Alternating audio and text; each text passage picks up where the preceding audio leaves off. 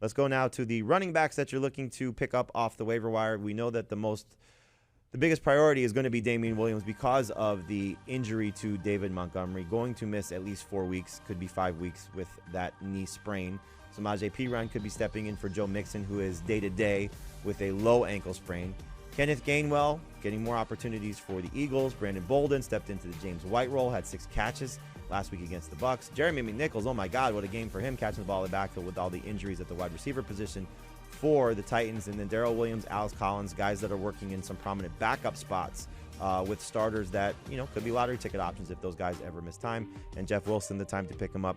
We've been saying it for a couple weeks now, but certainly the time is getting now with the PUP list, his eligibility to come off the PUP list quickly approaching. So we opened the show telling you that Damien Williams is going to be the guy and the number one priority off the waiver wire. So, Dave, let's just go over the fab conversation. How much fab are you spending on Damien Williams, knowing that he's going to be the Bears' featured guy to whatever extent with Khalil Herbert, but the featured guy for the next month or so? I'm going to spend a lot if I have David Montgomery on my team. I don't have good running back depth. I don't care what my record is. I need running back help. So I'm going to spend up to 50% of my fab to get Damien Williams on my team, with the understanding that he'll probably be good in week 5, but he might not be quite as good week 6 on, when those matchups start to get tough, and knowing that maybe by the time Montgomery's back in week 11, he will start to slow down. If I just need a running back, I'm probably going to spend close to the same thing, whether I have Montgomery or not. I just need the help.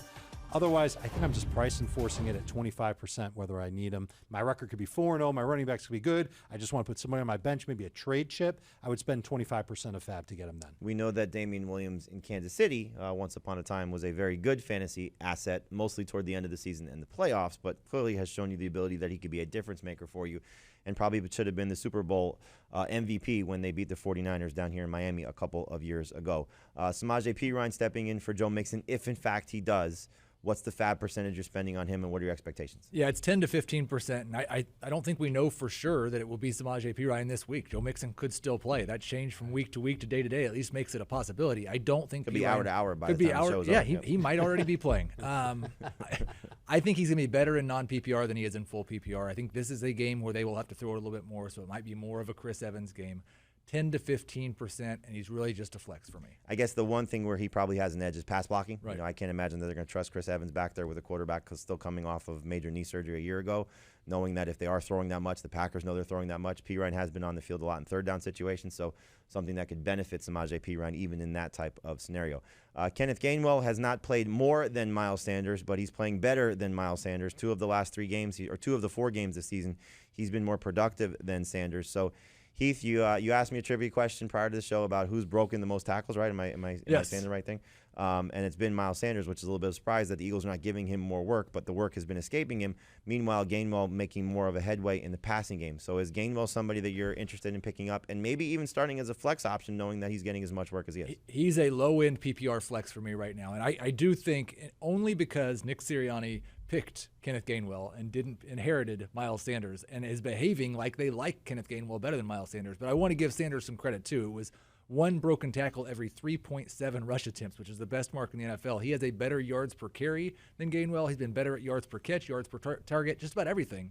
But it doesn't really matter. If Nick Sirianni likes Kenneth Gainwell more, and Gainwell is the rookie, it is easy to see Gainwell's role even increasing from here. Right now, he's a low-end flex. I think there's top 20 upside in the second half, though. If something happens to Miles Sanders, all the work would go to him, and certainly something you want to put on your team if you have the ability to do so now.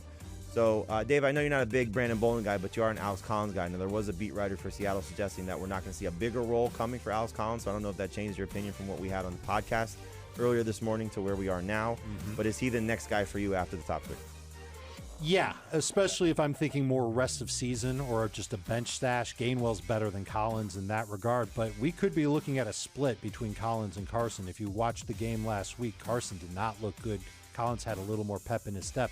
I wouldn't be surprised if there were another 2 games of Carson being okay and Collins being better, and then it flips, and it's going to be Collins who ends up being the lead back in Seattle and not Carson. Maybe, but again, at least one beat writer suggesting that's not going to happen in terms of anytime soon. So just keep that in mind. In terms of Brandon Bolden, just quickly, 6 catches, stepped into the James White role. That's now 3 of 4 games where a Patriots running back not named Damien Harris has 6 catches, so in PPR he could be a potential flex option for you if he continues to do that moving forward, replacing James White, who's out for the season. The drop candidates at running back, and the way that I phrase it in the column on CBSSports.com is you don't have to drop Tyson Williams in 12-team leagues, but in 10-team leagues it's easy to move on from him because there are a lot of other options available to you. We'll see what his role is moving forward. He was inactive in week number 4. So Heath, Le'Veon Bell, I'm just throwing out older names. Le'Veon Bell, Latavius Murray was the lead guy. Are you holding Tyson Williams or are you punting on him now? I am pretty much okay with punting on him. Like I said, just same thing I said about Justin Fields. Sure, I would like to hold on to Tyson Williams. I think maybe there's a chance that he gets another chance at some point. But there's a lot of guys in the waiver wire I'd rather have than Tyson Williams right now. Just a frustrating situation. He looks like the best running back for the Ravens, but they don't feel like trusting him in that regard. And again, week 4 inactive because Le'Veon Bell was active. Now, Bell was placed on the practice squad on Monday. They can elevate him again. This will be the last time they'll be able to put him on the active squad. But clearly, that's going to be a big determination of how they feel about Tyson Williams if they do put Le'Veon Bell on the active roster for the remainder of the season.